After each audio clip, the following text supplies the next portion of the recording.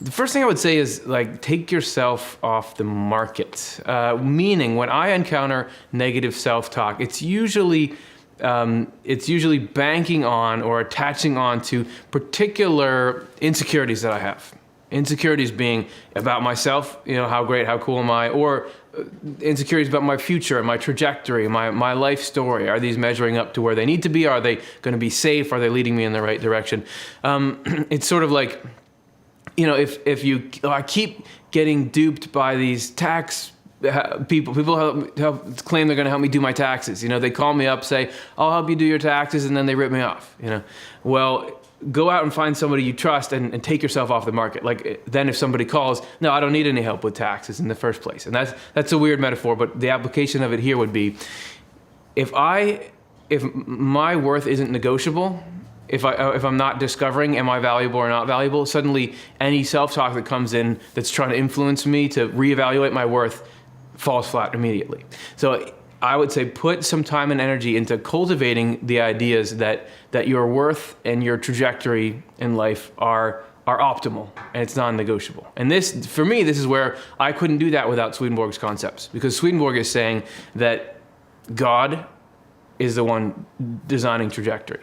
The divine providence is actually the force that's moving you and moving the rest of life in directions. So rather than am I responsible for how lame or how cool my life is, and how do I need to improve it? This is moving me towards something independently of my efforts and everyone else's efforts. It's actually the best thing that can be if I'm allowing the divine to work. And that me as a person, I'm who I'm supposed to be. I mean, God is molding things, but it's not like it's a test I got to pass. Like, go do this, be cooler here, get your hair cut here, things will happen, right?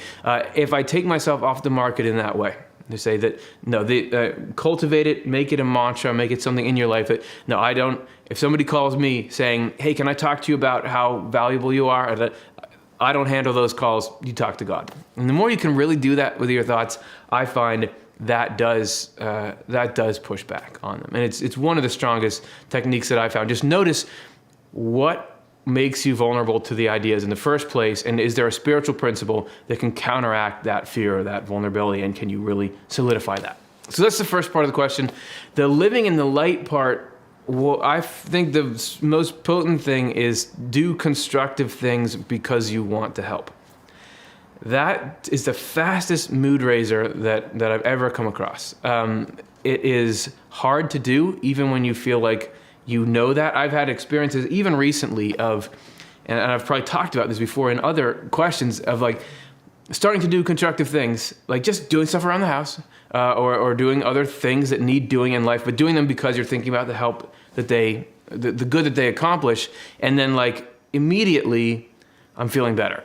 To get started on that is really hard. We made a video about it. You always feel, even last night, I was like, okay, I've got like half an hour. Don't look at stupid stuff on your phone. Don't just like waste time on your phone. And I ended up doing it because I was like, oh, this is fun. Like what's Canada's GDP? Like just like looking up statistics about how the world is. And it was sort of fun, but like, no, man, if I had spent that time constructively, go out, do the dishes, figure out what you need to do for tomorrow, make sure you get to bed at the right time. That matters. It's hard to do. Even if you succeed at it, it's hard to do it again every time, but that really matters. The other thing is stay spiritually hydrated. You gotta stay physically hydrated too, but spiritually hydrated, Swedenborg says that the truth is like water on a spiritual level.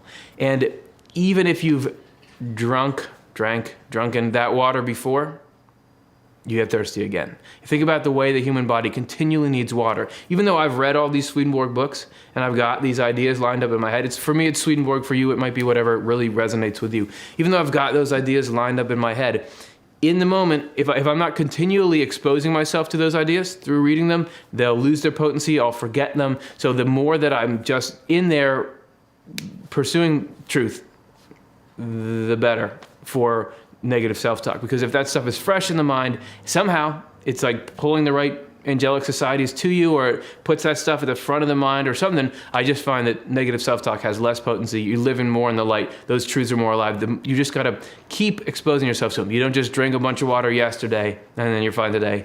Stay hydrated spiritually. So great question.